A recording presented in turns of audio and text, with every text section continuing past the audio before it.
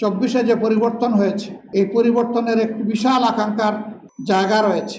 বিশেষ করে যে তরুণ ছাত্র সমাজ জীবন বাজি রেখে তারা রুখে দাঁড়িয়েছিল এবং জনগণও তাদের ডাকে সাড়া দিয়েছিল।